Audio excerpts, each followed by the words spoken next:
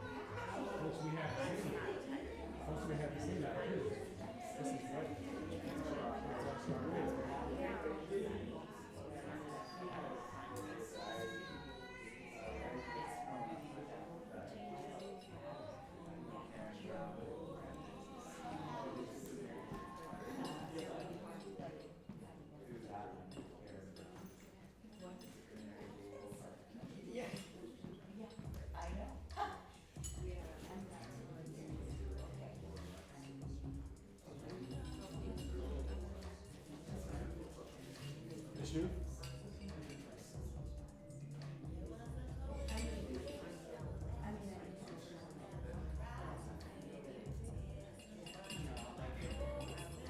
Wait.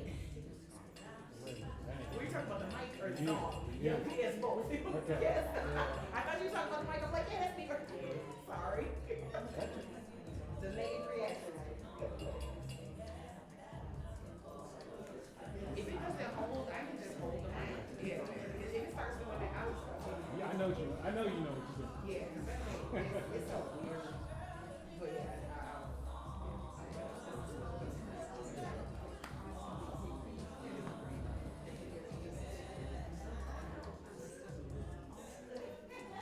That light is right on the screen, ain't it? it's on this You can't even side. see it.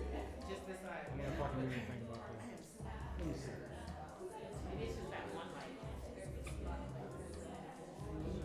The one up there, yeah.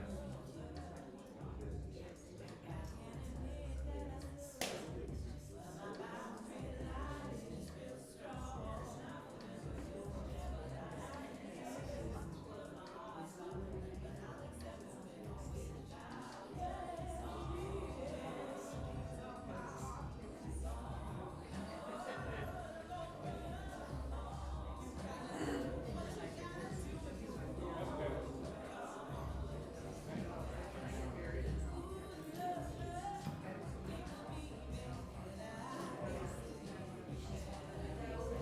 I just saw someone just like you, just much. You will be coming in. Okay. Right? Just So in a great to side see you. road, but. So great to see you. Good to see you. Welcome. Twin. Queen. No, your ancestry. Maybe someone going, someone sister-in-law. Yeah, yeah. Yeah, you're connected. You're connected. You know.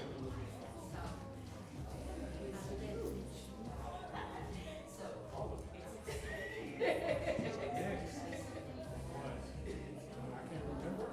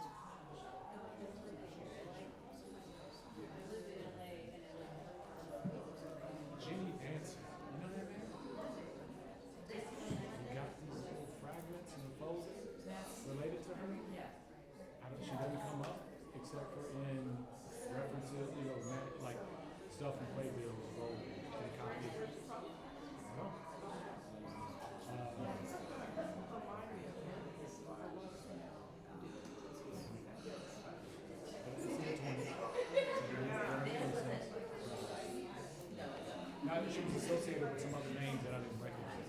So maybe she wasn't in New York. Yeah,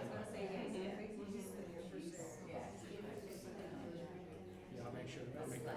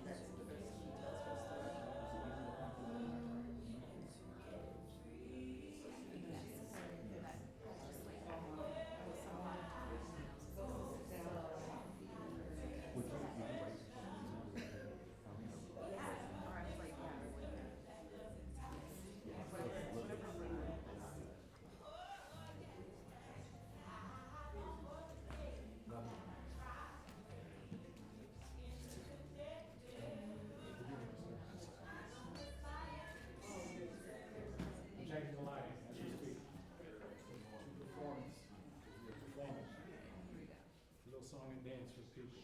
Light changes just in time.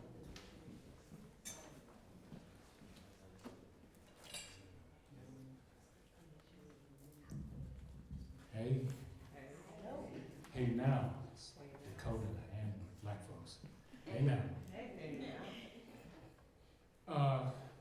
Welcome to the University of Minnesota Twin Cities campus, to the West Bank, to Ferguson Hall, to Lloyd Alton Recital Hall. They do that to confuse you so you don't know where you're at. They came and they took it, and then they said, you know what, we gotta confuse the people. So that they don't know where they're at. My name is Davu Underwood Silver. I'm the homeboy. I'm the curator of the Gibbons Collection of African American Literature and Life, which lives over in Anderson Library, part of Minnesota University Library's Rare Books and Special Collections, Archive and Special Collections. And I'm here to greet you as the university. Northside.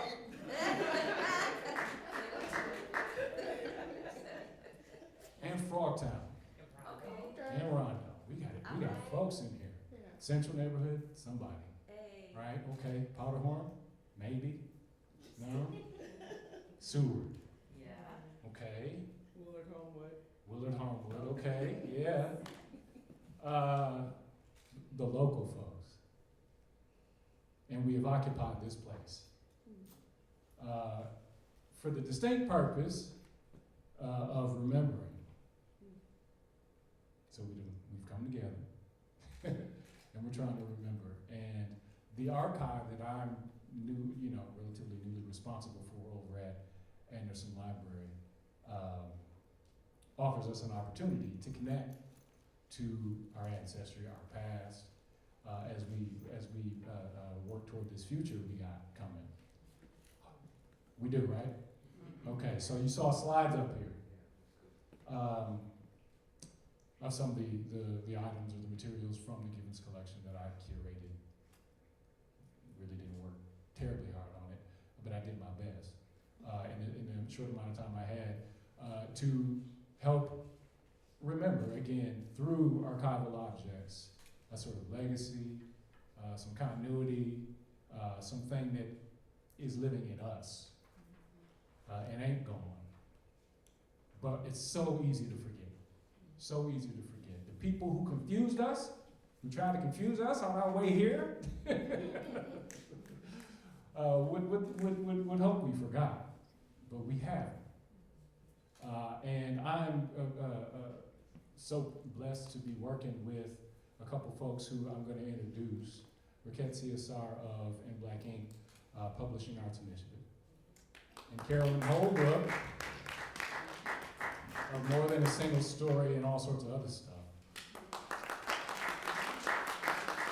We've been working together. I would invite you now if you're able. And women who I've been blessed to work with on this here project called Embracing Our Roots. This is the third iteration. I'll let them say more about it. But again, welcome. Be comfortable. If you need to go to the bathroom, you got to walk up these stairs again. Sorry. And out into the lobby, and down the hall, and it's your first left. Follow the sign, the one that's way down there. You just got to go find it. Okay. Thank you. Thank you guys for coming out today. I'm going to leave Elder Carolyn for last because she is definitely one of the best. So this has been a journey for us. I'm the executive director for In Black Ink. We are a publishing arts initiative, as Davu mentioned. The initiative is a statewide initiative that we started in 2018. Received a grant from the Historical Society and McKnight Foundation to really look at how do we collect the stories of people of African descent in the state of Minnesota. We, meaning myself and my husband, were kind of like a little bit of a mob pot type publisher that published some basic stuff around the community, really trying to get memoirs and some of that memory right and done so that we can pass it on to the next generation and to those who are not really familiar with what our community looked like. And in the process of doing that, we had an elder that transitioned that woke us up and told us that we really needed to get this work done. And in the process, we found so many great stories, so many great storytellers, and so many ways in which the story can be brought to people. So today I'm so excited because one of the storytellers, and I'm calling her a storyteller because that's my purview, But one of the storytellers, her voice tells the story through the way it makes you feel. And it actually travels through your, I don't know, your very cell to make you feel a certain way. I've known this young lady since she was 8 years old. She was in my Girl Scout residential center. And one of the first times I heard her sung, we did kind of an anthology of Black women. And she was Mahalia Jackson. She was Aretha Franklin.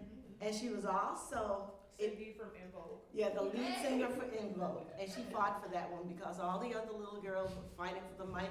And her voice, I don't know, it just trumped everybody else's.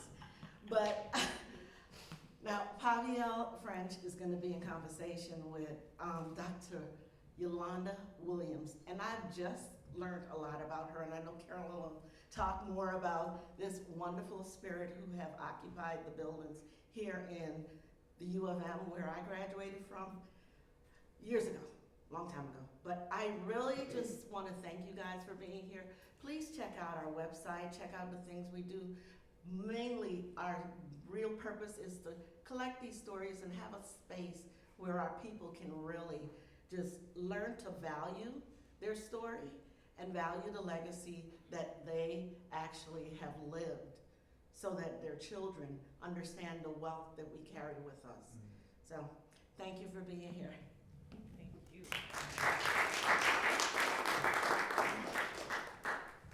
My name is Carolyn Holbrook, and I am the director of More Than a Single Story, which I started like around 9 years ago, I think it was, after some women in my Black Women's Writing Group gave a reading in a bookstore, and an audience member was so surprised that we all sounded so different. And I said, oh my goodness, I gotta do something about that. And I've been doing literary arts administration for almost 40 years now, and this is my 3rd iteration. But yeah, so shortly after that I got a grant from the Minnesota State Arts Board, and part of that is that you have to do something in the community. So rather than giving a reading, I said, okay, I'm gonna have a panel of Black women writers. And I sat down with my daughter, this is my granddaughter over here, I sat down with her mom, and by the time we got through naming Black women writers, we had so many that we ended up doing 3 panels. One with African American women, one with African women, the third with women with Caribbean background. And the thing just grew and grew and grew. And then we just spread out and started working with people from other BIPOC communities, which by the way means beautiful, intelligent people of color. That's right. So, shortly after, well, our mission really is to connect BIPOC writers mostly. We do this through panel discussions, through this program, through writing workshops. We also have a couple of different cohorts now of one for established Black writers and one for up-and-coming Black writers. So, excuse me, shortly after the murders of George Floyd and Dante Wright, this young man who had a space called Black Table Arts, which unfortunately no longer exists, invited us over to visit his space in South Minneapolis. And Riquette and her husband were there as well. But I'm running through the place, I'm listening and talk, and noticing that they really revere the elders and ancestors, but they didn't have a clue of what happened here in Minnesota before they started. So it's like, oh my goodness, we have to do something about that. So I talked with Riquette, and I talked with the young man, Kino, who was running the place at that time, and said, let's just start this program where we have elders and next generation or younger people talking together, not one interviewing the other, but having a conversation about past, present, and future, and how do we keep going, with our art and with our lives during, all of the stuff that happens. So this program, Davu said we've been doing it 3 years, 3 times. We've done it 3 times with Davu. Prior to that, this is our 3rd year actually, Yes. focusing mostly on writers. But at the beginning of the program, we knew that we wanted to spread it out and, cover all of the arts. So our last one featured couples, which included Setu Jones, who we all know is a visual artist, and his wife Soyini Gaitan, who was a writer, and then Riquette and Anura CSR. And Davu he's just a music man, and he's been talking since day one we got to bring Yolanda Williams. We've got to have her in and talking about, you know, what went down at the U, and then PaviElle's name came up and said, oh, what a beautiful combination. So here we are, and I am just so excited. What is that? I think we all are. Okay. So we have stuff out on a table out there after, and we'd love it if y'all would fill out these evaluations. You know, that's always part of it. We got to answer to the grant people, but we also want to know how we can improve the program as we go along. So, excuse me, I'm just going to take a minute to introduce our two speakers, and then we'll get on with it. Reverend Dr. Yolanda Williams is a performer, an educator, a scholar, and a pastor. She has performed locally, nationally, and internationally, and her performances include work in the classical, jazz, blues, and gospel genres.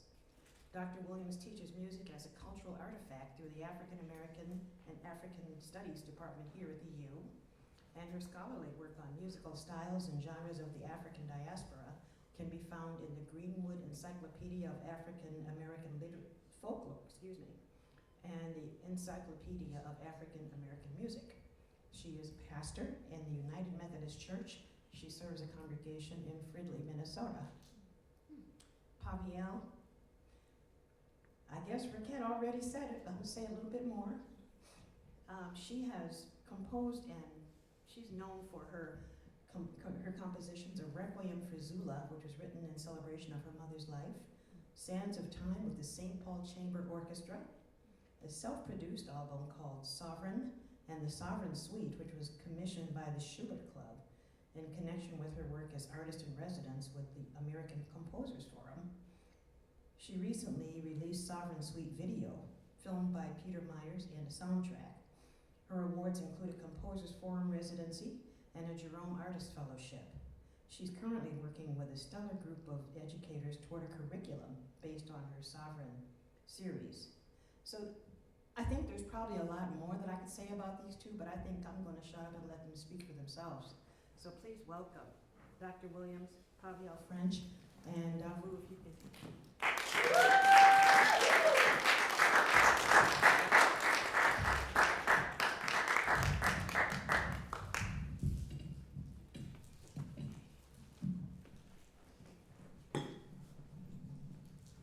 Thank you all so much for having us.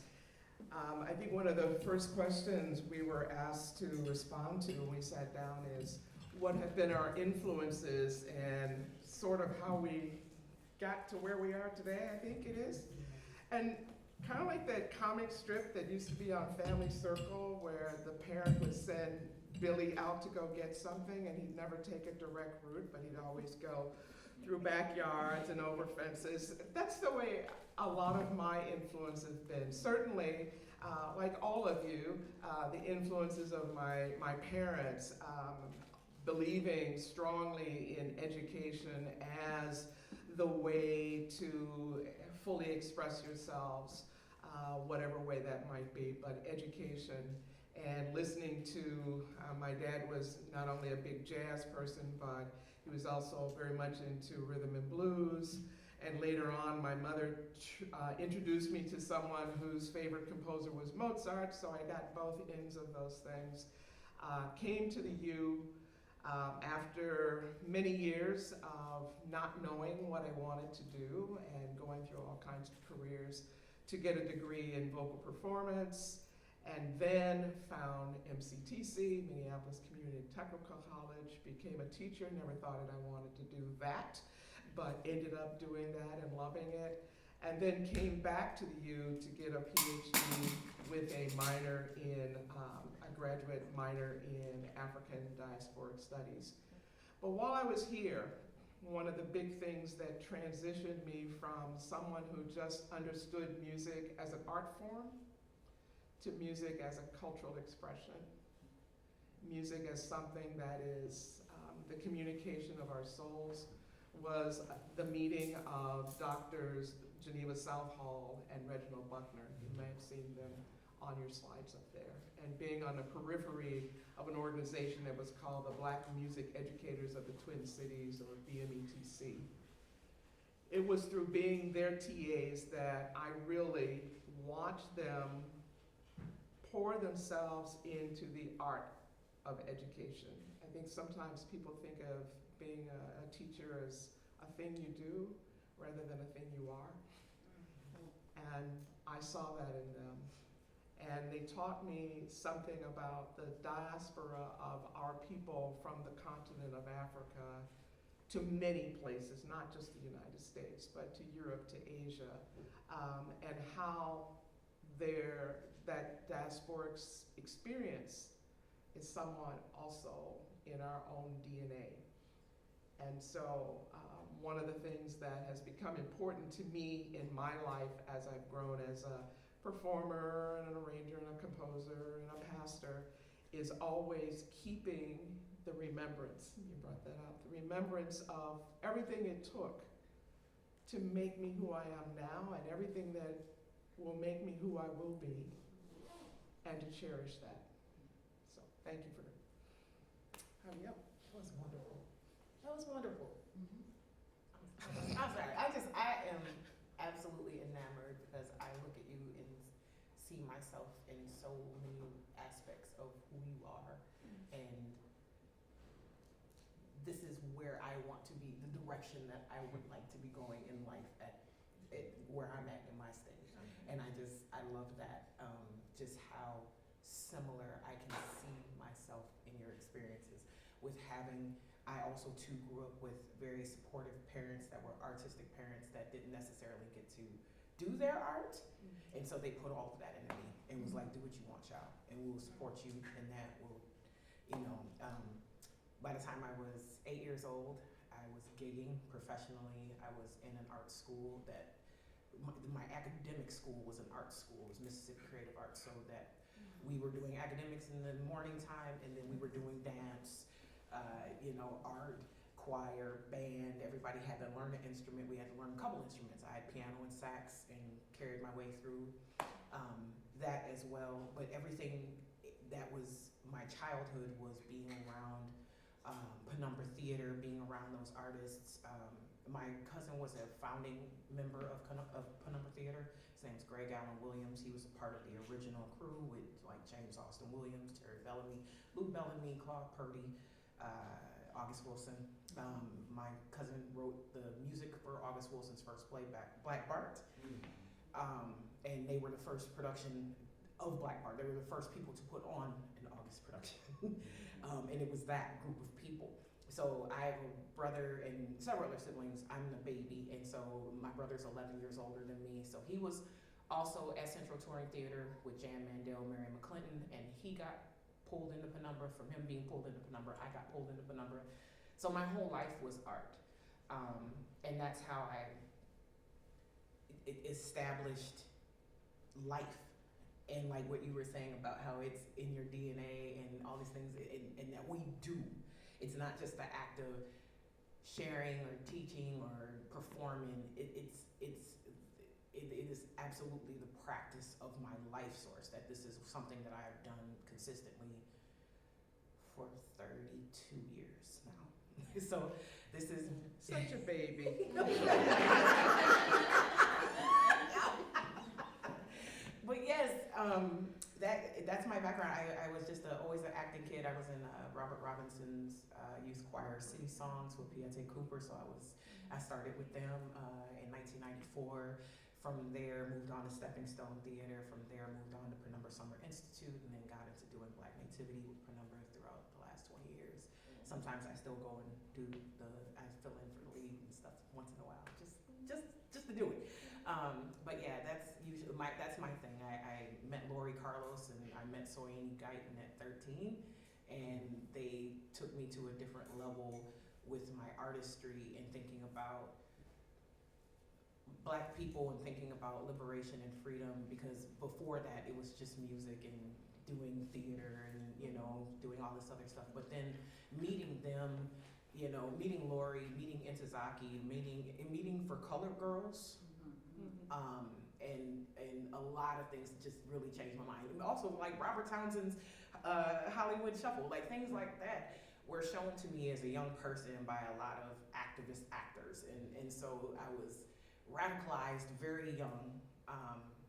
And it just all became a thing for me to do this art activism, all this stuff together, and it just be what I put forth, even in the curriculums that we're coming up with. It's all this stuff is in there to engage young artists to also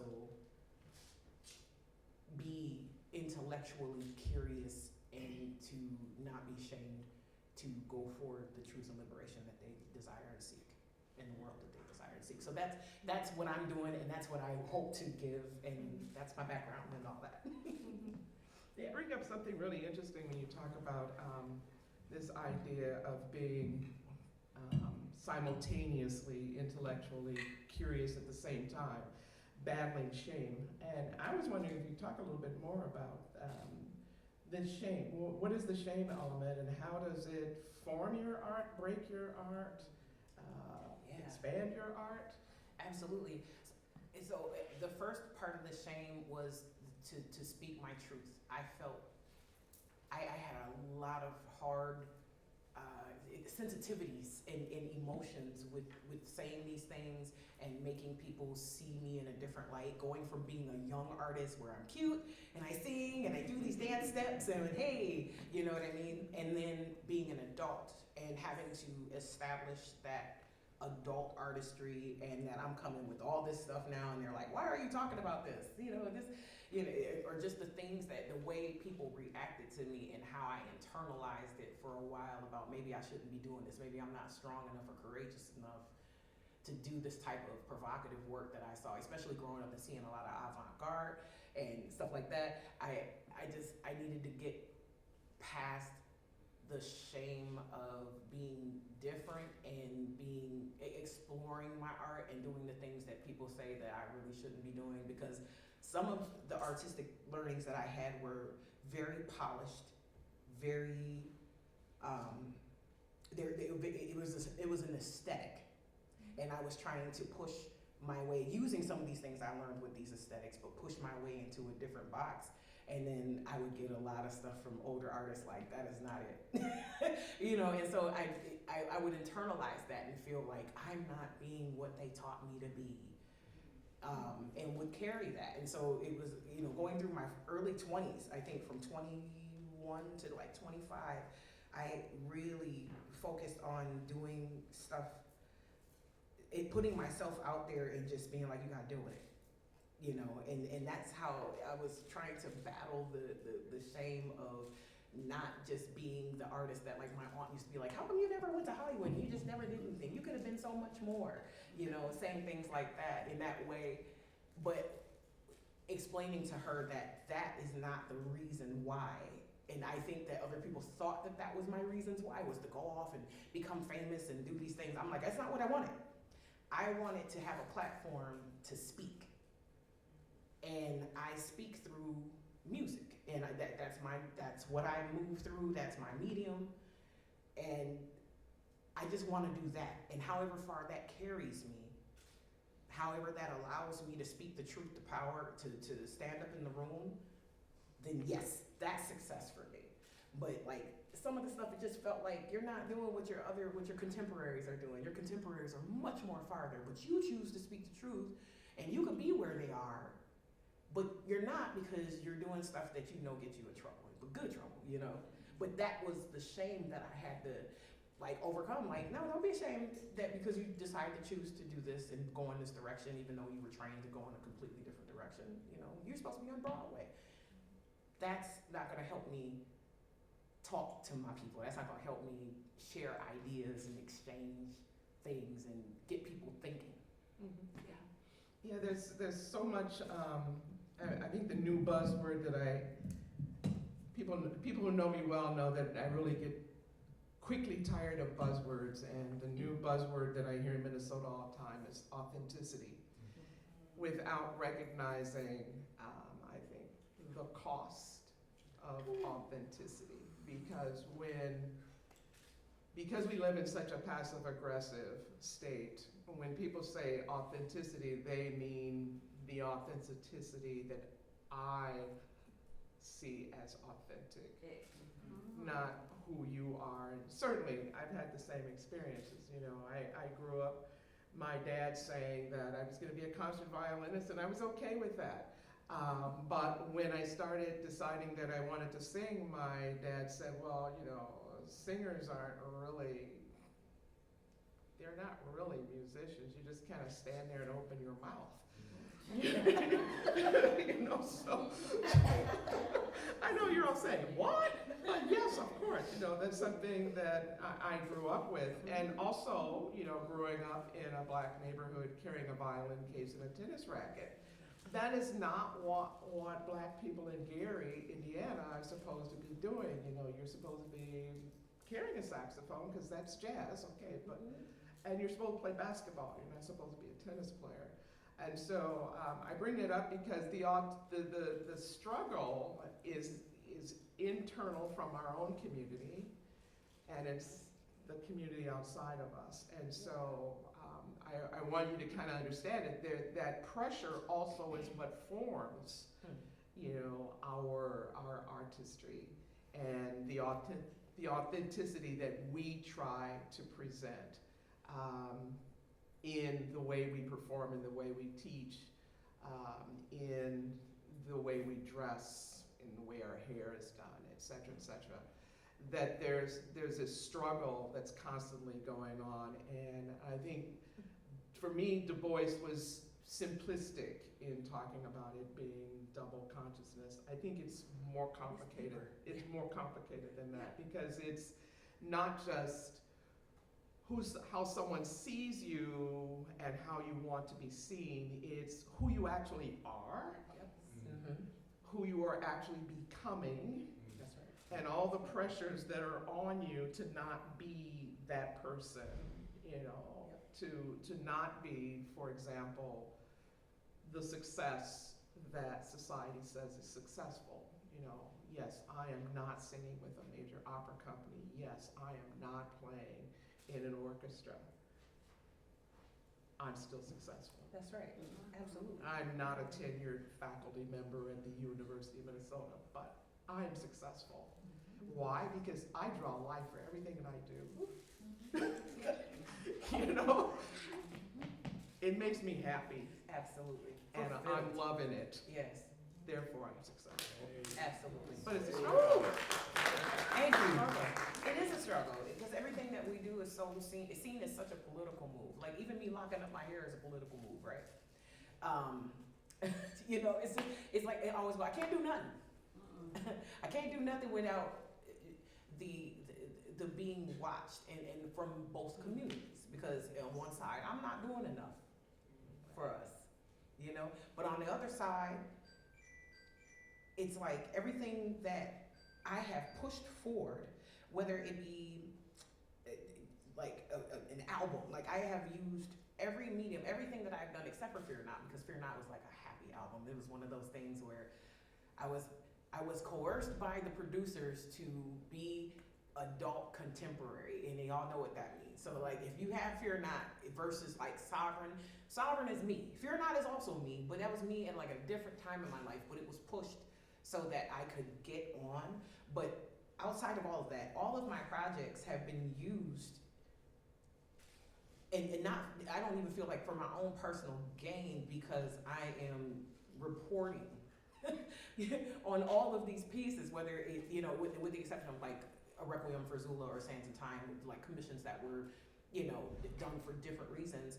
For the most part, all of my musical works have been to lift up the notions of things that I hear in community, and the things that we are asking for or wanting, or and I just always go, what is not enough? Or what does that mean? Like, if somebody has given their whole life to a cause and to a movement and has done the work, you know, what does it mean when you say that I'm not doing enough for the community? You know what I mean? I don't understand some of those things where I'm like, each person has a part to play, and as long as we're playing our parts, I think that should bring the value. And so sometimes I question, because like you said earlier when you were talking about the double community and how it's within our own communities, how do we get away from those notions of, as artists, who's doing enough or not enough? You know what I mean? Because like our choice is not necessarily, like I tell people all the time, folks feel like I'm a leader, but in my own self, I don't really purport that. Like it's like, yeah, I'm a leader within a cog of many other leaders within a system of things that people that I come from. Like I am leading the charge in one of the leaders in the art world, but I don't see myself as like a community leader. And other people have said that to me, and I battle with that because I'm like, am I? Because I'm an artist, and Well, and that's a double-edged sword, right? Yeah. Because as soon as you become a community leader, then all of a sudden you have this whole expectation of what you have to produce as a community leader, which again gets back to value. If you're not producing what my point of view is about a community leader, then maybe you're not a community leader. You're not a very good one. Right. Yeah. So. And I think that also gets into, we were talking about the way being involved in institutions presents a very interesting additional pressure. Yep. Because it's in part that authenticity, the institution, whether it's Jerome Foundation, University of Minnesota, whatever, and their ideas of what product must be produced in order to be acceptable to them.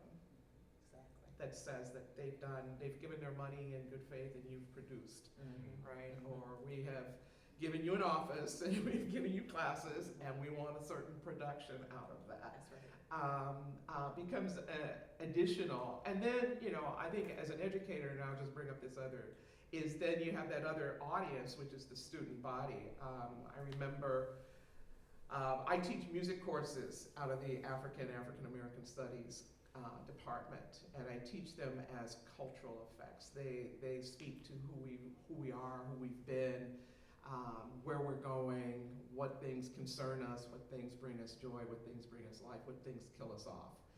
And I had a student say to me, I just thought we were going to listen to a bunch of miles.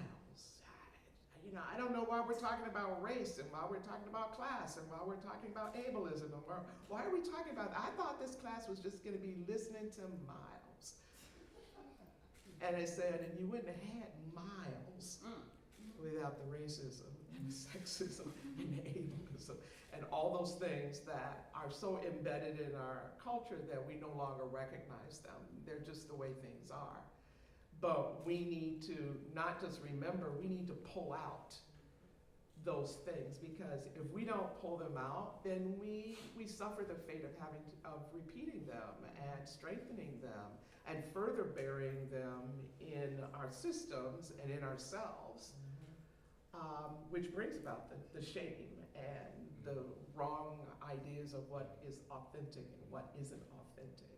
Absolutely. Right?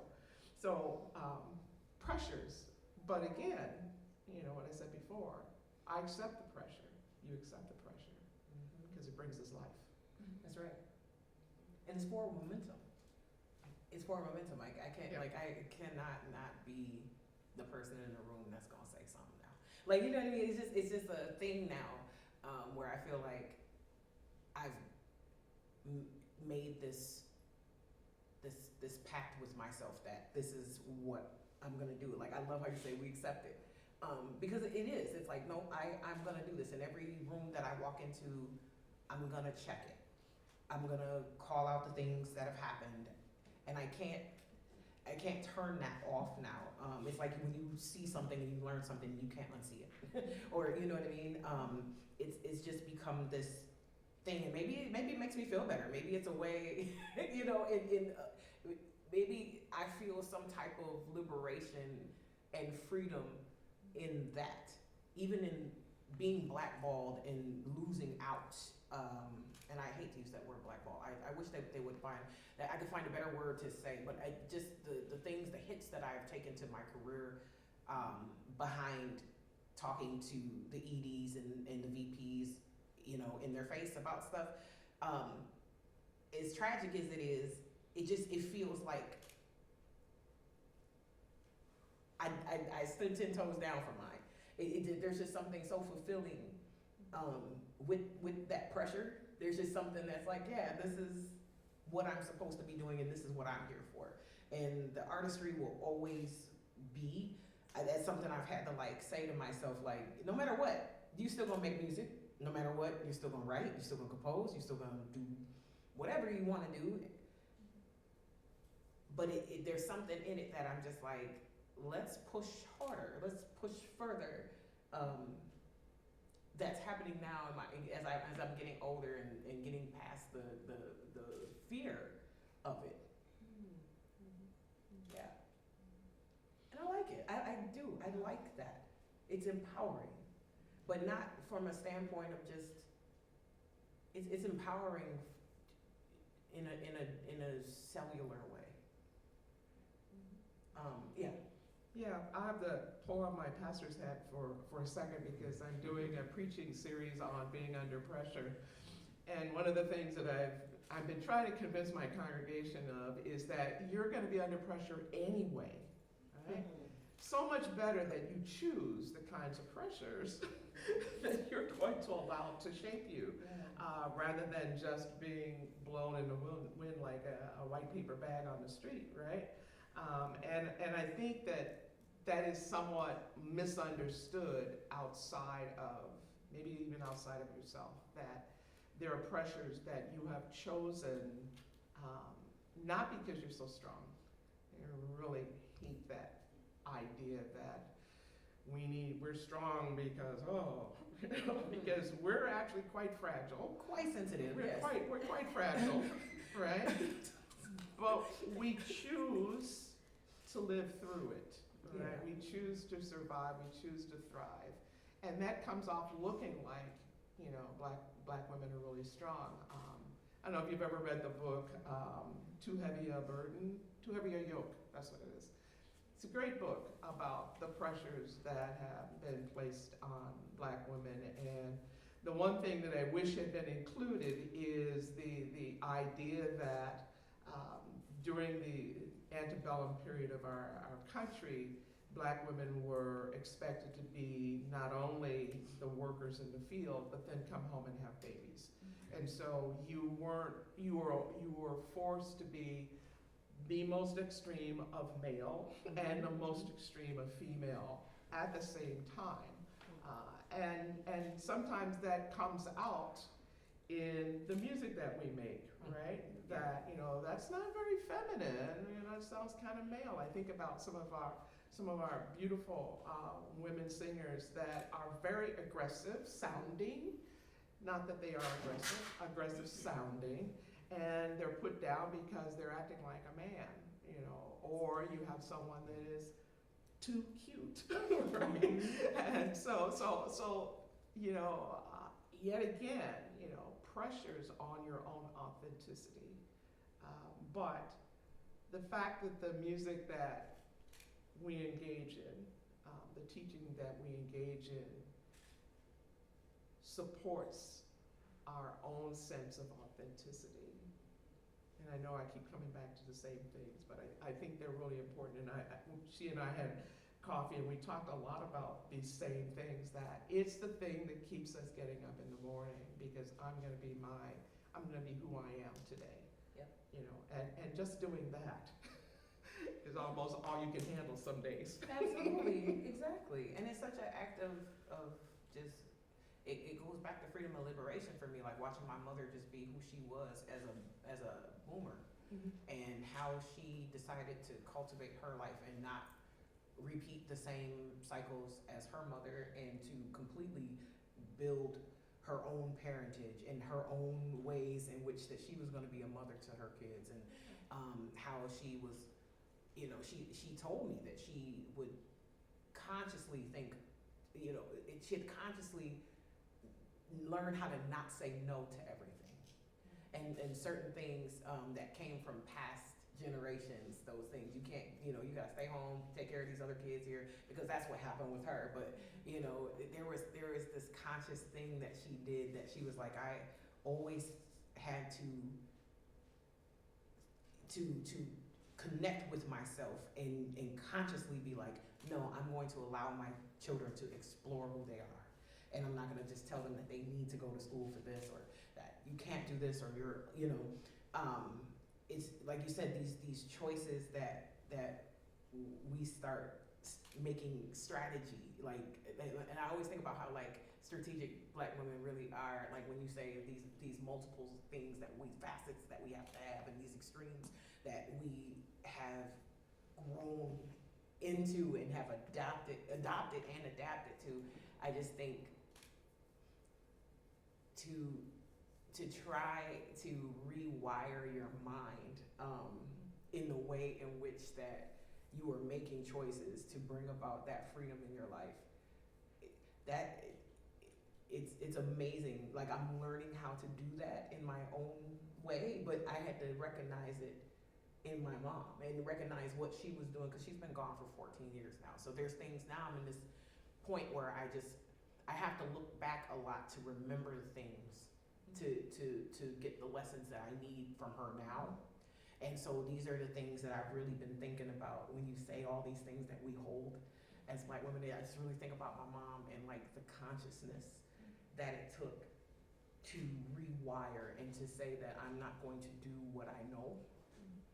And I just think, yeah, like what you're saying is that, and what you're saying that we're doing, I feel like really is that. It's the stepping outside of, it's neuroplasticity. It's like some real high science stuff, you know, to be able to do this type of work. And I think that's how we move as artists as well, because we have to change with the times. We have to see what is happening outside of generations outside of us. You know, like I need to know what's going on with the babies, but I also need to know what's going on with the elders. But to have all these different ways of thought and hold my own and change at the same time, it's like, with that, I totally get what you mean with these pressures and with all these different things, but you are right when you say that we can kind of choose and, you know, relegate that and you know, delineate that and grow through it. So you're talking makes me want to ask the question, so what is it that you will not say no to, and what is it that you definitely will say no to in your career? In my career, I will say no to anything that I deem less than my integrity. Like anything that is beneath or beyond my integrity, no matter what the opportunity is, I am willing to say no if it does not meet my equitable standards for what I'm trying to do and what I'm also trying to open up for others. So there's just certain things, especially for now, I'm not taking a lot of work with big institutions because I need to lick my wounds from all of the cycles of the multiple fellowships and things that I've been on for the last 10 years. I really need to lick my wounds so that I can continue going. So there's a lot of no's that I've just been like, I'm okay, I'm taking time, I'm writing a curriculum, I'm doing other things, I'm trying to figure out my new stage in my life as I go into my 40s, I'm doing all these other things, and I let them know that straight out. And then what I'm saying yes to are things that build upon all of the ideals and things that have come to me through this recent body of work over the last 4 years. And so I'm saying yes to anything that will help me grow that. And because I feel like I just feel like it's the next 10 years of my work. And so I'm just all about this sovereign thing and the sovereign series of my life. And I'm disinterested in a lot of bigger institutions just because it's been, albeit it's been very good music, very good art, very good work with the youth. The work with the institutions has not been good. And so like I can see the good, I can see what was good in all of these blessings that I've received, but very clearly can call out the bad things that are still continuing to happen after I whistle blew, after I put my career on the line, and to see the stuff still happening with other artists, and that they've made no behavioral changes, really. I'm just like, yeah, I gotta take a moment so that I can still do this work later, and so that I don't get burnout or bitter, because I don't want to get bitter. I want to be open, so I gotta say no. for my safety, you know, for my emotional safety, I've gotta say no to some stuff. You know, I'm just like, if you're a philanthropist and you would like to fund anything that's in the Sovereign series, I am willing to talk. But I'm also willing to talk to people outside of institutions, which is what I've been doing, because the curriculum itself has been funded by 2 people that are not an organization, that are not any of that. I'm just more like, you can do things outside of what they've told you you have to go and do. You don't have to do that. You can. I've created my way thus far, and I've created my way, you know, even being the type of artist I am, because I don't read music purposely. Like I just never continued with theory. I never continued with that stuff after my teenage years, because I just always had a feeling in my heart. I was like, I don't want to mess with how the music comes out. I know how I'm playing. I know that I can play. I know I can write. I know I can do this. And so I don't want any more of this, because I want to really see what I can do. And I want to challenge myself to that. And that's just always been my thing. And I think that's why a lot of, you know, educators have always been mad at me for years, because I just didn't take to that. There was only certain people that could really reach me and teach me. And I think that's, like, you know, that's just a part of who I am as a person. But like people like Lori Carlos could reach me and teach me. Zoini could reach and teach me. Penumbra Summer Institute could reach and teach me, because these were people that were my culture, and I understood that. But like being trained at Mississippi Creative Arts was different, because it wasn't my culture, and I just felt so restricted. And I think starting out so young, even by the time I got to Walker West, I still felt restricted, because I was still being told to be on a page. And that, you know, that's just across the board with my work. It's like, I don't want to be on the page. I can memorize my work and get up here and play this whole thing with y'all while y'all gotta flip the whole time. And I'm just singing and playing the piano, and I'm doing my own thing. And so like once I figured out I could do my own path, it's like, why do I need to adhere to anything? We you know, things have changed. Well, I'm going to pull on my music educator person now. It's for me, it's not about adhering. It's about understanding another voice. And I, as a music educator, and some of my colleagues here, I apologize for us, because we have been taught ourselves that Western art music and the Western way of teaching music is some holy sacred cow that must be, you know, shackled with bells and put on a stand somewhere, instead of teaching music as if it is the voice of a culture. Yes. In a time. Yes. Right? Yep. Just like our voice can be expressed in different ways, whether it's through, you know, lithographs or other pictures, or, you know, not necessarily the quarter notes and the eighth notes or whatever. But I think we do ourselves a disservice, because we have removed Western European music from its culture in the same way that Africans have their music removed from our culture. You know, and at least we have, in multiculturalism, gotten to the place where we will relate African music to the continent, treating the continent wrongly as if it's a country instead of it's a continent. But at least we've gotten on the land, right? We haven't done that yet with European music. You know, we want to teach it as if it is Yeah, I don't even know, because I don't even think math needs to be taught that way either. But we want to teach it as this finite thing. Like it's the pinnacle. Yeah, it's a finite thing rather than it's a living and growing thing, because it came out of a human being, right? A group of human beings in a time and their experiences. And so I think if you were taught music theory that way. Yes, I'm even thinking that right now. Like if somebody would have explained it to me that way and said, this is, because like you said, it was taught like it was the pinnacle, and I was like, that I'm not doing. I'm rebelling. I'm a rebel, Right. and I'm going against what that is, and I'm gonna go and the opposite of that, because I can hear and I can tinker it out on the Casio. But so yes, I really that is so, it's so true. Just in the way that things are brought to people, that could have really opened. I mean, you just opened up my eyes, even in saying that. Just to say it plain like that. Just to go, ding. Why don't you sing something for us? Would you like to hear her sing something?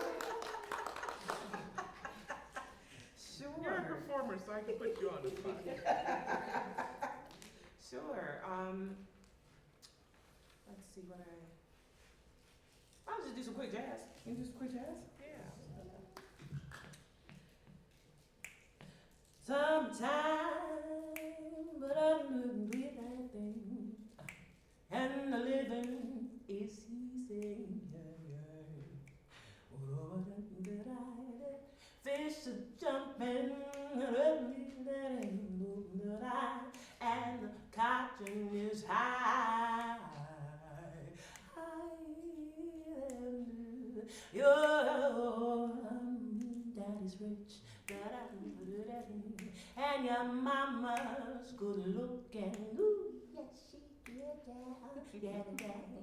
So hush, little baby, don't you cry. One of these days, you're gonna rise up singing. Then you'll spread your wings, yes you will, and you will take to the sky.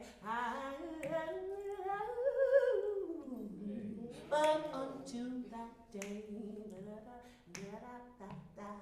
there's nothing that will hurt you, yeah. Hey,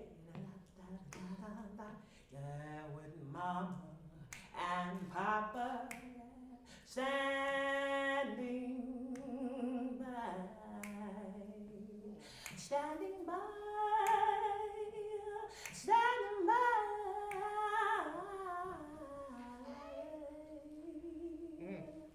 Well. Just a little sigh. Yes. Nice. Thank you very much. I'd like to, can I hear you do something? Or I would love to just move all the way. Well, no, I won't sing that loud. But you know what? Just since we're talking about the way we're formed, I'm going to sing the same song. Ooh. But I'm going to sing it classically. Yes. I'm here for it. Move the mic out here. Woo.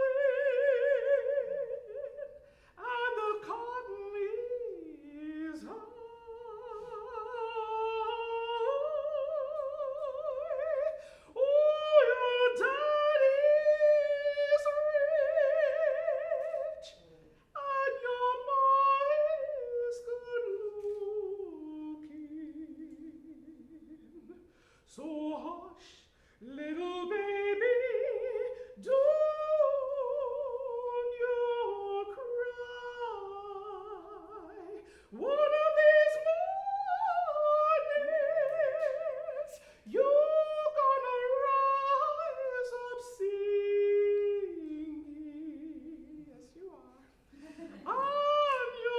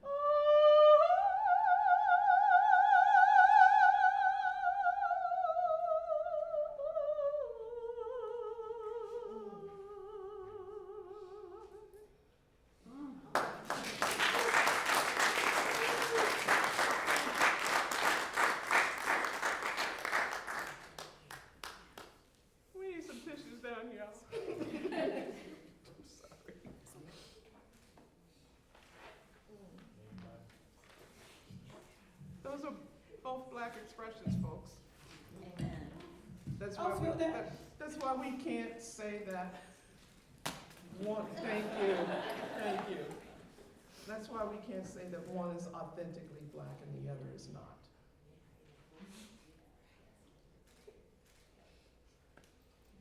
Amen. Hashem. Wow. Ooh, I felt that in my spirit. Thank you. That's what art is, right? First and foremost, it must be communication. Yes. Yes. The sound. That's where we come from. The vibration. The oh.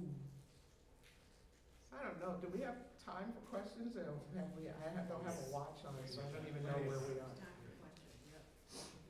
Can we do that so that my sister can breathe? Yes, Thank so you. So we don't have a mic to run around, so if you have a question, if you speak loudly. Use your outside voices. You are a true educator. Use your outside voice.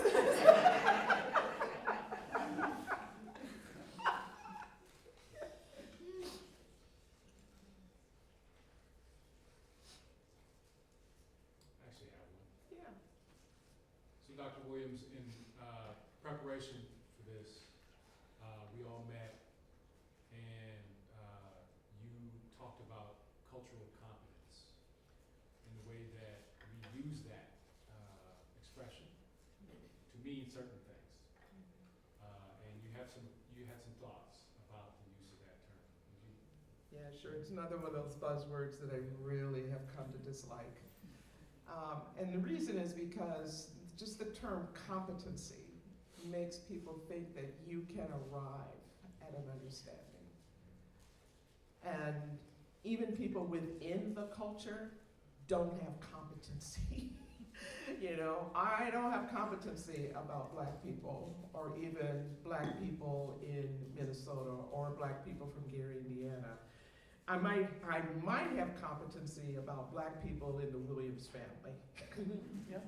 But for us to, and when that came about, there were so many organizations that were making buku bucks off of it. So it just became this another way to tell people that we can let you off the hook, because if you just take the certification program, then you're done. And we can put that, I think it happened at MCTC where they said they would put a star by your name or something to let everybody know, ooh, you could take this class because this person is culturally competent. But I was at a workshop, a church leadership workshop, and someone stood up and said, you know, I would prefer cultural humility.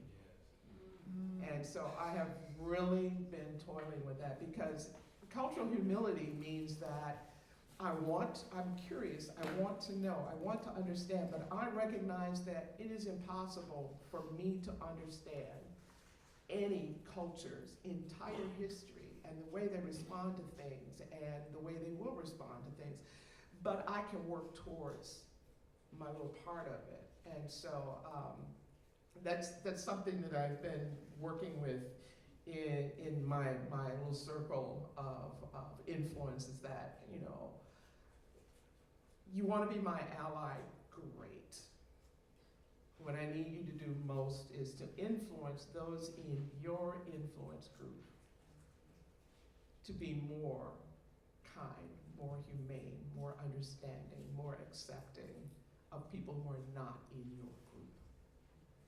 That's the best way you can be my ally. And that takes humility, right? Because if I think I know everything, then I kind of protect myself from any influences or any information that does not support what I currently think, right? And that's what I think is the danger of cultural competency, is that if I follow this certification, then I really don't have to know anything else. I got it. I figured them out, you know? And that is a bigger danger than ignorance. Yep. Ooh, that is a bigger danger than ignorance. Yeah, I'd rather say I'm ignorant, I don't know. Exactly, We and can work- we can having work that with that. curiosity, and like, I'm with that. I'm like open to have these discussions and to talk about equity. I mean, because these are things, culture change is a necessity, you know, and it just, I like how you put that, where it's not simplified, but it's simple enough for people to understand. Like, I just, yeah, I wanna toil with cultural humility as well. It's just because that's how it should be. You should come into a place with reverence and respect, or come into a community with reverence and respect. And with that healthy curiosity, I wanna know, I wanna be a part, I wanna help, how can I help? The querying of it, because that's what's also missing. Even with, I did this big project with the American Composer Forum, and looking back at it, I wish that the organization had that type of humility to ask more questions and to query and to be more curious in that way, as to just, instead of just being like, we have this program and how can you best fit into this, and how can we, you know, change this and write this around so that you can do this.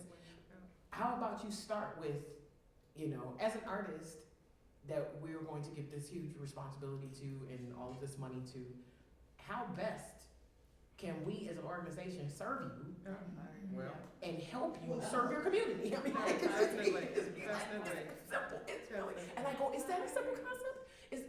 Is that not, are you just not, like, you know what I mean? I just go, are you just not doing this just to not do this?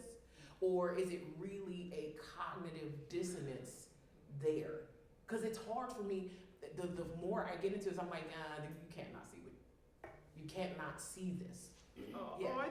I think people can have the ability to not be able to see, because again, our isms are embedded, Yes. right? And we are so unwilling to dig them up. Yeah.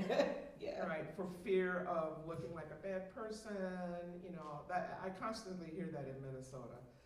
I don't want to be a bad person. Well, you know, it's not about being a bad person. It's about being aware of those things that are embedded in your behaviors and your perspectives through no fault of your own.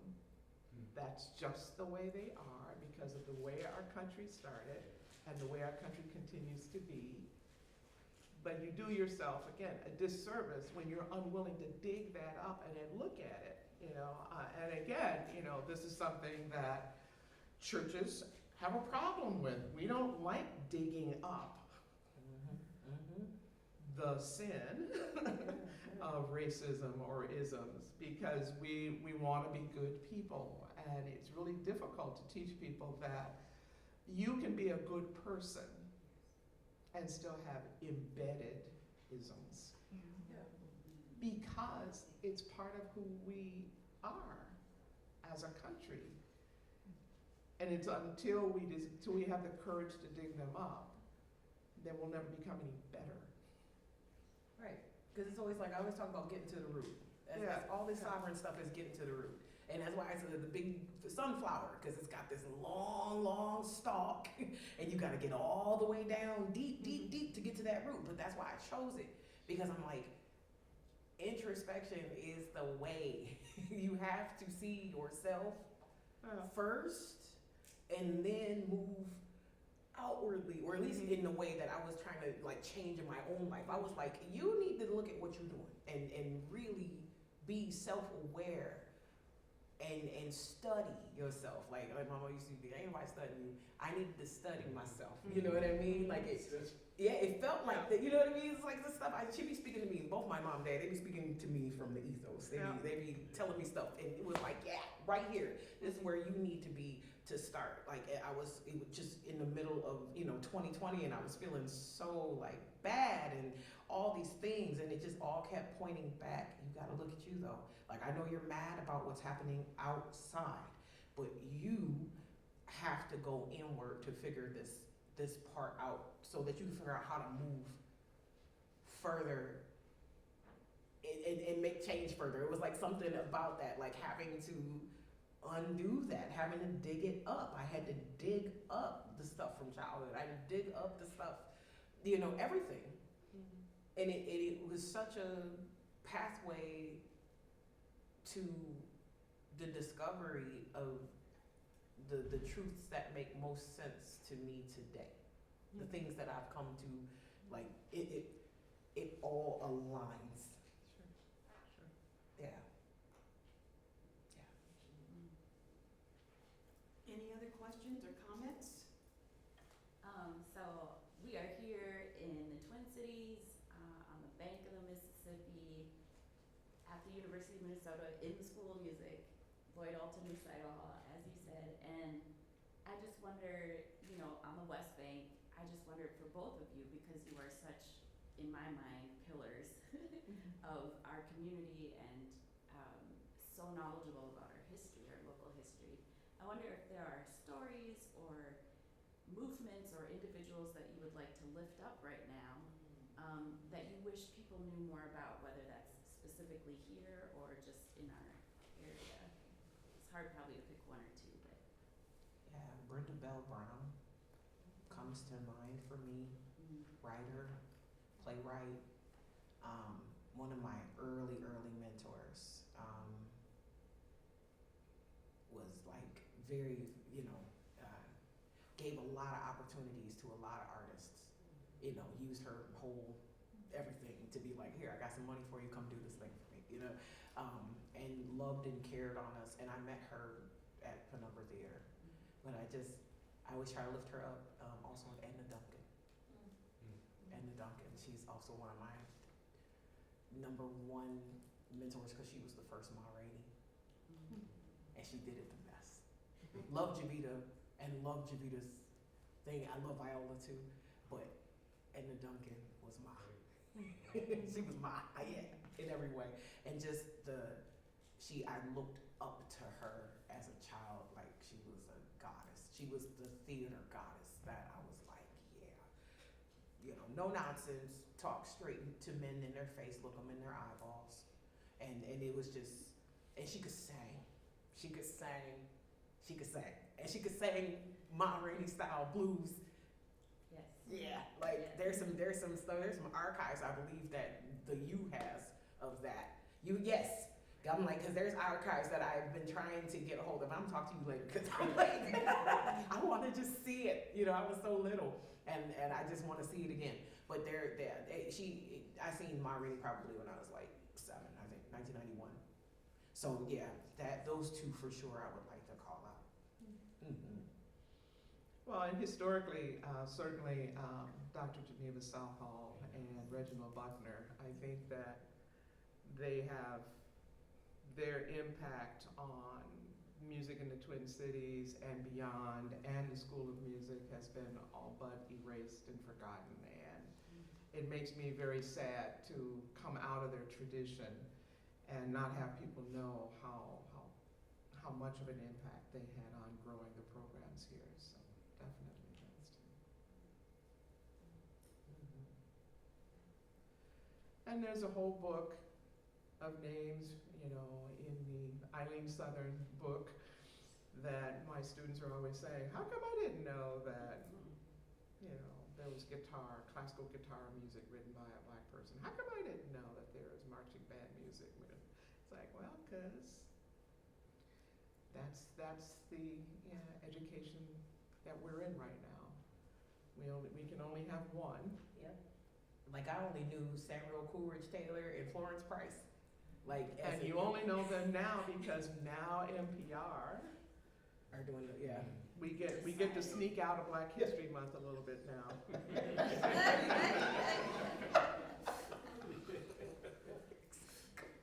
And get off the and Marian Anderson. And Marian Anderson. Well, yep, exactly. But those were the only people I ever heard about classical. Well, and the whole thing is not because that we want. I want people to understand it's not because it's simply an anti-racism thing. It's because our country's richness is shortened, is minimized when we don't talk about the Native Americans that gave us our our government system of democracy, when we don't talk about the Native American coat makers that made our country great for coats, shipping coats to England from here because of Native Americans, when we don't talk about the Chinese that built our railroads, we don't talk about all these people, our country is smaller, less vibrant, less rich. So it's not just about, oh, well, we want to have Black History Month and Hispanic Month and blah, blah, blah. It's not about, it's our country is glorious because of those people and because of all those cultures being here and contributing. And maybe if we saw the country as this not a melting pot, I think it's, can't remember his name now, another visual artist that I really love, Tacumba Aiken. He says, instead of seeing this as a melting pot, we should see it as like a garden salad with some American dressing thrown over the top of it. You know, and it sticks to some and not to others. But if we saw our country as really this great collaboration instead of the great synthesis, right? You know? Yeah.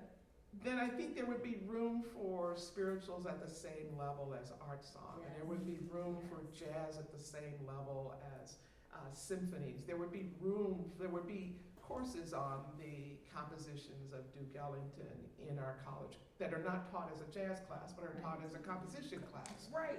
Yes. And you would learn composition as something that is a voice. Yes.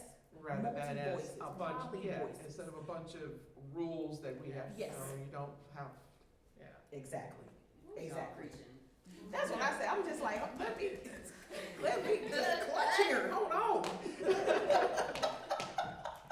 Well, I think that's the future. Yes. But that's the future. And if we don't remember, getting back to the way we started, if we don't teach people that remembering is a good thing, even if it brings up pain. Yes. Remembering is a good thing because it is the path towards healing, is the path towards understanding that there's a multiplicity of voices that when they come together create a beautiful harmony. We need that. Exactly. We need that. It's meat. It gives it the sustenance. It's what I use to be fed to make this stuff. I always told everybody it was the ancestors talking to me when I did Sovereign Suite. Multiple times I remember sitting down to write and then waking up. And I told people that that was the process, and they just kind of looked at me funny, but I'm like, no, that when you're so into it, I prayed over that piece. I wanted to connect. I wanted them, I kept saying, give me the blueprint, give me the blueprint. But all the things that they brought through for me, I know weren't ideas necessarily of my own. You know, these things that I specifically asked for. And without it, I wouldn't have had any foundation of this piece. Just like, or the foundations of the piece before I made this piece, which was Sovereign, which was Fear Not, which was, a Requiem for Zula. But even in that sense, all these things are continuous things that I'm asking to be fed from the truth of our lives to make. Yeah. I love this. I'm having a good time too. I don't know how to ask this, but I'll kind of get to it. But just from listening to you, first, thank you so much.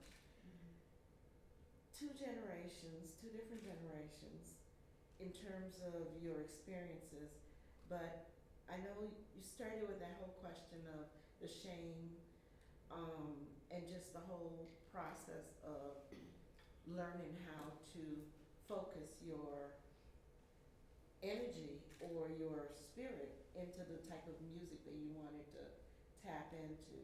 And then when I heard the two of you sing these two different forms that captures what must be, the experience that you've each had in terms of how you relate to music, I was wondering in terms of the next generation,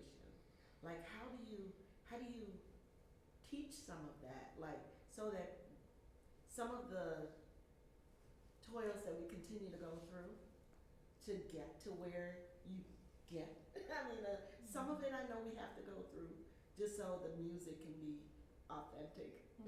But at the same time, how do you teach some of that so that people aren't just flailing and feeling lost and understand that this is a process that they're going through or will go through? Because, I mean, it's just like, it touches so many different places in terms of how you carry the forms that you carry. I mean, does that make sense? Yeah, well, and I think some of it is allowing people to flail, but offering them a life jacket. I mean, you do need to flail a little bit, but you don't have to flail alone. Yes. You know, and this is something that in my classes I teach. It's like, you know, and we're all like that, right? We want you to get to a certain place because the education system says we need to get you to a certain place, but that doesn't mean that you can't question the perspective of the textbook we're using. In fact, I appreciate you questioning the perspective because it means you at least recognize that there's a perspective in every textbook, right? And then you can ask me now, do you agree with this perspective? Is that why you do? But we need to learn together. So having these seeing classrooms as communities of education, communities of learning, rather than I'm shoving something down your throat that you must then reiterate to me on a test. You have to throw it back to me on a test. And certainly, you know, as a pastor, having a congregation to understand that, you know, as I said about my lecture series on being under pressure, that the struggle is real. And no one is asking you in Christianity to say that there is no struggle, to say that, you know, I use that song, but I change it. God never promised you a rose garden.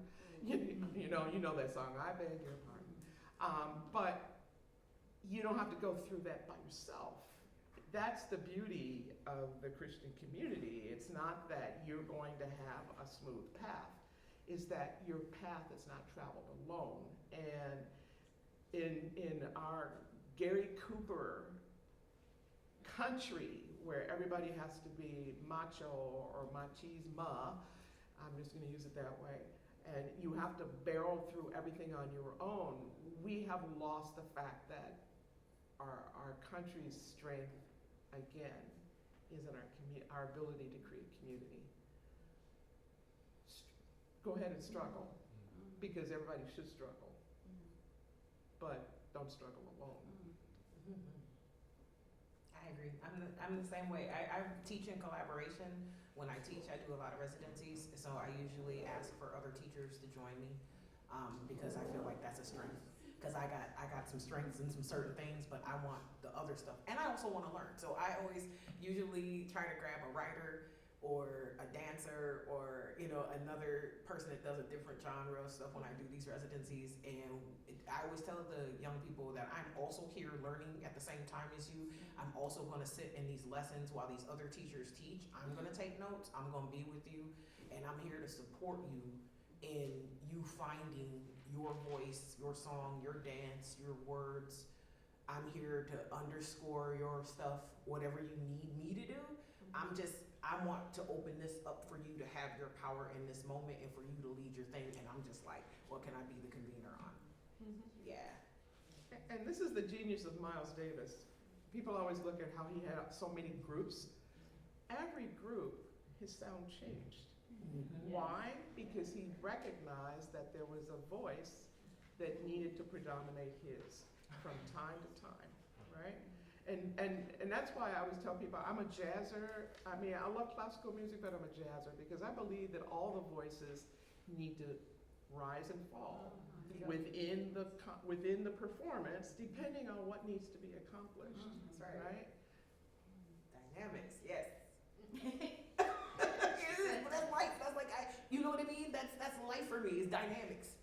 That's just life. I love the ebbing and the flowing and the jazz of the life, like the whole, because that's where I come from. I come from Penumbra, so y'all know what the jazz aesthetic is, and like everything is just on a rhythm. That's what life is. Everything is just how we talk, and everything is jazz. And how you doing? Let me rap to you, mama. How you doing?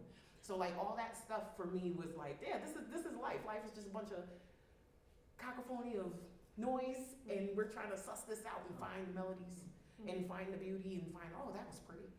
You know, oh, that was crazy. Oh, no, that was too much. That was intense. You know, like those certain things. That's all performance and life and everything to me. And I just, yeah. You be summing up stuff in a way. I see why you had that, why your calling is what it is, because you just can see things so clear. Oh, thank you. That's amazing to me, just the level of clarity and the confidence and the still water that you have, that you can present all of this information that is blowing people's minds. It's blowing mine. I know I can speak for myself. Yet you could offer this whirlwind of information in that way, so succinct and so clear to us. I mean, just, I gotta give you your flowers No, in this moment. thank you, thank you. It's a lot of late nights, thinking and thinking and thinking, and you all have that. You all have that. So we've got about 5 minutes if there's other questions. Yeah, brother. Thank you. My name is Akeem. I was thinking, as educators, if there are ways that I guess you suggest, I guess I'm not sure how to form it, but like suggest integrating creative expression or creative thought into like traditional, I guess, academic frameworks. Like as educators, I guess when you're not situated inside of the music discipline so clearly, or a creative art form so clearly, what are ways in which we can become better educators and integrate like other styles of engagement, expression, and learning into the work that we do? I don't know if I had like thoughts on that. Can you go first, because you work in that? Because I don't work in that, you know what I mean? Like I wasn't trained as a teacher, I'm just a teaching artist. And so there's things that I'm still learning as far as like, you know, the way that lesson plans are created, the way that the ins and outs of certain things that I'm coming to and getting all this learning and stuff, because I just walk in a room and I got some notebooks and some music and we just gonna talk, kids. And the class is gonna be whatever it's gonna be, and that's just how I've been doing things. But as I am trying to pull in some of those things, because can I call you out, please? So this is Dr. Shakayla Wanyama, and this wonderful doctor is also one of the educators I'm working with on this curriculum I'm building. And so being able to work with Dr. Wanyama and Natalia and Laura and like all the people I'm working with, it's allowing me to be able to merge some of these concepts from classroom and from education into the things that I do that are just, you know, it's all about the feeling, you know. It's like I'm trying to have a little, I would like to use the lesson plans and these things that I'm having them create as a structure and as a scaffolding for me, and using some of those education things as support for me to do the work that I do and keep it centered in like what I'm doing. But just, I'm trying to put these things together just to build foundation up under me as an educator. And that's kind of like how I would like to merge the two, where it's like I keep it the heart-centered stuff, I keep it the conversations, we were making music, we're ciphering, I'm ciphering with the kids, we're writing a song in real time, but still having some of those educational things that I ran away from for so long, you know, to bring it in to help me rise up and to be able to suss out what I'm really trying to teach and what I'm really trying to do. Well, I think along the same lines, it begins with environment. You know, what is the environment of your classroom? If you, from day one, can set the environment of the classroom that it is a learning, collaborative learning place. And then all those other things that you were mentioning, lesson plans and reading assignments and assessments, they're all the tools You know, as you were saying, they're all the tools that are gonna help you to see if what you're trying to get across is how it's being received and how well it's being embodied. Because I really believe that when I teach, I'm not teaching information that for the semester. I'm teaching information for your lifetime, right? And so, you know, when I was at MCTC, I could get away with more at MCTC. But I remember one of my classes, I said, you know what? I'm just gonna say this out and you can take it any way you like. To be a drug dealer takes an amazing amount of education around people skills. Say that. That's right. That's right. Business, all of it. Yes. Economics, Economics, marketing. Strategy. Listen. I would like you to use those same skills. Those of you who might find yourself in that, I'm not saying you all are, but I'm just saying, if you don't know anything about that, I'd like you to apply those same smarts to my class. And that's all I'm asking you to do. It's not about necessarily code switching. It's recognizing that to be successful in any world, you must always be able to apply what you know to what you need to know, right? What you know to what you're being asked to do.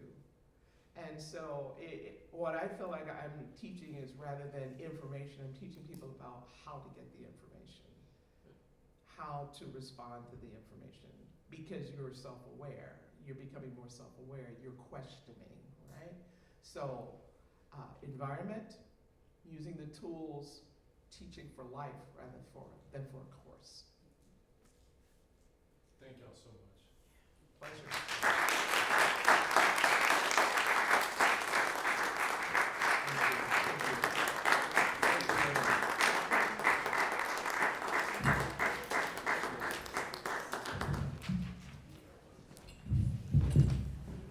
Now I get to say goodbye, and before you go,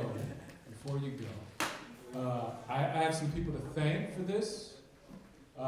First of all, the School of Music, thank y'all so much, Patrick and Matt, for inviting us. And to the Riedel Fund for helping to sponsor this event. And PaviElle mentioned Edna, what's the sister's name? Moran. Edna Duncan. And this archive that bears evidence of her presence in this world. That is the Penumbra Theater Papers, which are part of the Gibbons collection over at Anderson Library. If anybody has an interest, you come see me. You can scan a QR code out there where you're welcome to linger. There are some snacks, and folks can say hi and ask questions if y'all are okay, willing to take them.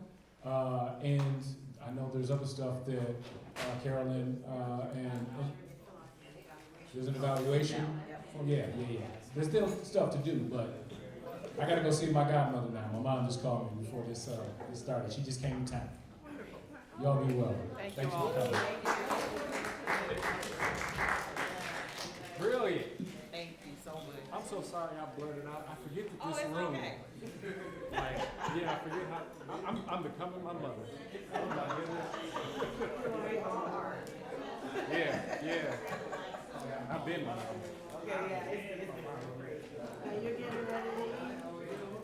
I'll be here. I'll be here for the school.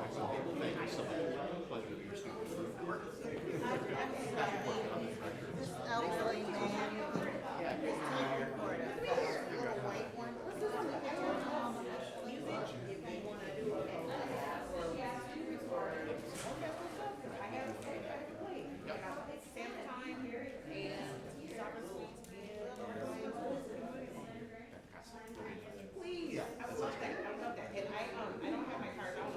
I never bring mine either.